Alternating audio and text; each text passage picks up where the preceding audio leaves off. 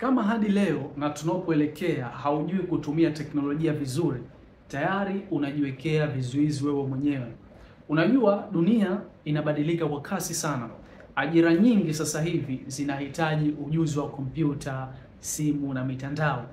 Lakini pia hata biashara ndogo ndogo zinahitaji sasa hivi social media. Sote tunaliona jambo hili.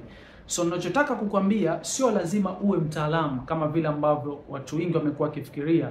Hiki ambacho nakiongelea hapo natakiwa basi uwe mtaalamu. Hapana.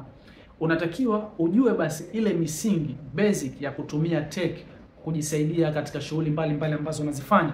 Chagua kuweza kujifunza japo kidogo kila siku, ndipo ambapo utaweza kuona mafanikio na ukikua ukienda na kasi ya ulimwengu unapoelekea. Hakikisha unakuwa na mimi kuanzia leo. Subscribe channel yangu ya YouTube, ni follow katika social media account zangu, ili na wewe uwe ni mtu wa kujifunza siku baada ya siku kitu kipya, hasa ambavyo vimejikita katika teknolojia na masuala mbalimbali ya kidigitali. Una lolote la kuongezea juu ya hili, weka maoni yako sehemu ya comment, lakini pia kama una swali lolote, sehemu ya comment ipo. Tukutane wakati mwingine, kisha na like na kurepost video hii, na tuendelee kuwa pamoja katika safari ya kujifunza na kuwa basi wabunifu na kukua siku baada ya siku. Asante sana.